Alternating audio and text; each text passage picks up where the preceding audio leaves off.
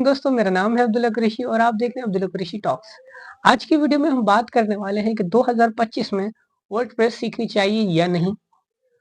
अगर आप एक बिगनर हैं या आप एक वेब डेवलपर हैं या ऑलरेडी आप एक सॉफ्टवेयर इंजीनियर हैं, तो भी आपको वर्डप्रेस सीखनी चाहिए या नहीं।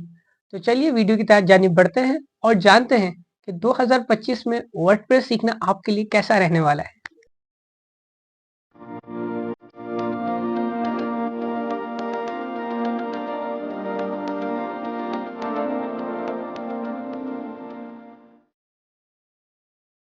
अगर आप एक बिगिनर हैं और आपके पास इस वक्त कोई स्किल्स नहीं है और आप चाहते हैं कि आप एक ऑनलाइन अर्निंग कर सकें या फ्रीलांसिंग कर सकें, तो वर्डप्रेस आपके लिए बेहद मुफीद होने वाला है।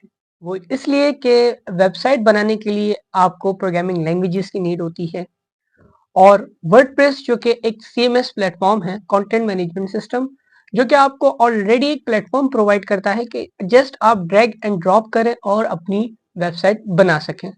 तो इजीली आप मिनिमम 2 to 3 मंथ्स में ये पूरा कंप्लीट इन डेप्थ सीख सकते हैं और सीखने के साथ साथ अगले मंथ में ही आप अपनी फ्रीलांसिंग भी स्टार्ट कर सकते हैं। तकरीबन ये आपका अरसा 4 to 5 मंथ्स का रहेगा। इस मंथ के अरसे में आप एक बेहतरीन वर्डप्रेस डेवलपर बन सकते हैं, क्योंकि इसका स्कोप 43% इस वक्त 2025 तक पूरी दुनिया में ग्लोबली वर्डप्रेस प्लेटफॉर्म पर बन रही है। वजह यह है, इजी टू यूज है, इजी टू हैंडल है। वर्डप्रेस इस वजह से सीखनी चाहिए कि 2025 के अंदर जहां पर दुनिया बहुत वास्ट है, जहां वो अपने काम खुद करना चाहती है, जहां हम लोग अपने पैसे सेविंग करना चाहते हैं, तो वहीं अगर आप एक वेबसाइट प्रोग्रामिंग के जरिए बनवाते हैं तो आपको एक डेवलपर की नीड है जो कि उस वेबसाइट को हैंडल करेगा। बट अदर हैंड अगर आप एक वर्डप्रेस सीएमएस प्लेटफॉर्म के जरिए एक वेबसाइट क्रिएट करते हैं तो उस वेबसाइट को आप खुद भी हैंडल कर सकते हैं। अगर आप किसी डेवलपर से अगर एक साइट बनवाते हैं तो वो आपसे कई ज्यादा चार्ज करेंगे, और वहीं अगर आप एक वर्डप्रेस डेवलपर से वही चीज बनवाते हैं तो आपको उसकी कॉस्ट बहुत कम आएगी। अब हम बात कर लेते हैं कि अगर आप एक वेब डेवलपर हैं, आपको वर्डप्रेस सीखनी चाहिए या नहीं सीखनी चाहिए। बेसिकली वर्डप्रेस आपको एनी हाउ सीखनी चाहिए, क्योंकि आपका एंड ऑफ द टाइम काम ही यही है आपका कि आपने एक वेबसाइट बिल्ड करनी है, और वेबसाइट बिल्ड करनी है और क्लाइंट्स को देनी है, क्योंकि हर वेबसाइट आप अपने लिए तो नहीं बनाएंगे, क्लाइंट्स के लिए बनाएंगे।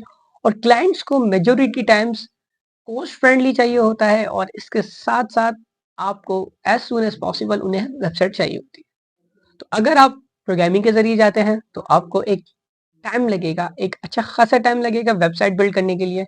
लेकिन वहीं आप अगर वेबसाइट वर्डप्रेस के जरिए बना सकते हैं, सीएमएस प्लेटफॉर्म के जरिए बना सकते हैं, तो आप मैक्सिमम 3 to 5 डेज में एक वेबसाइट कंप्लीट कर सकते हैं। तो ये जो पैटर्न है, इसके जरिए आप एक तो क्लाइंट भी खुश और कॉस्ट भी फ्रेंडली होगी क्लाइंट के हिसाब से। क्यों? क्योंकि अगर आप प्रोग्रामिंग के जरिए बनाएंगे तो आप मल्टीपल लैंग्वेजेस यूज करेंगे, और हो सकता है कि आप फ्रंट एंड डेवलपर हो या बैक एंड डेवलपर हो, डेटाबेस डेवलपर हो। बेसिकली आपको मल्टीपल रिसोर्सेज हायर करने पड़ेंगे एक वेबसाइट को बिल्ड करने के लिए। लेकिन वही आप अगर वर्डप्रेस को चुनते हैं तो आपको नीड ही नहीं होगी किसी न्यू डेवलपर को हायर करने की। जस्ट आपने अपनी वेबसाइट वर्डप्रेस के जरिए बनानी है और क्लाइंट का हैंडल कर देनी है। काफी कॉस्ट एफिशिएंट भी होगा आपके लिए, और इसके साथ साथ आपके लिए ये बहुत ज्यादा बेनिफिशियल साबित होने वाला है।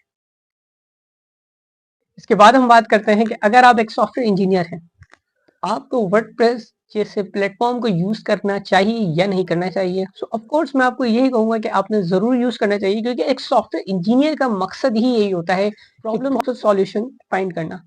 आपको पता होना चाहिए किस प्लेटफॉर्म का किस तरह से काम कर सकते हैं, किस प्लेटफॉर्म का किस तरह से काम ले सकते हैं।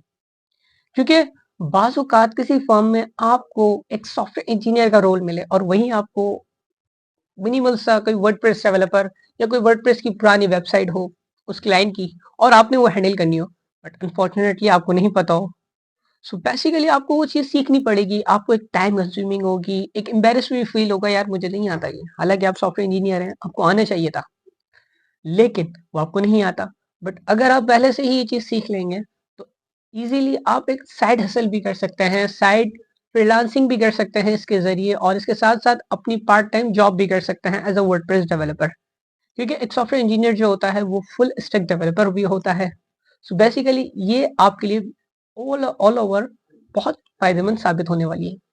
सो आज के वीडियो में हमने जाना कि अगर आप एक बिगिनर हैं तो आपको वर्डप्रेस सीखना चाहिए या नहीं सीखना चाहिए, और अगर आप एक डेवलपर हैं तो भी आपने सीखना चाहिए या नहीं सीखना चाहिए। और लास्ट में हमने डिस्कस किया कि भाई अगर आप एक सॉफ्टवेयर इंजीनियर भी हैं तो आपने सीखनी चाहिए या नहीं सीखनी चाहिए। सो ओवरऑल रिजल्ट यही निकल के आया कि हाँ, हमें वर्डप्रेस सीखनी चाहिए क्योंकि ये यूजर फ्रेंडली है, कॉस्ट एफिशिएंट है। आप इजीली वेबसाइट बना सकते हैं बहुत कम टाइम में, ताकि हमारे क्लाइंट भी खुश हो जाएं और उनकी कॉस्ट भी बच सके और वो इजीली यूज कर सकें।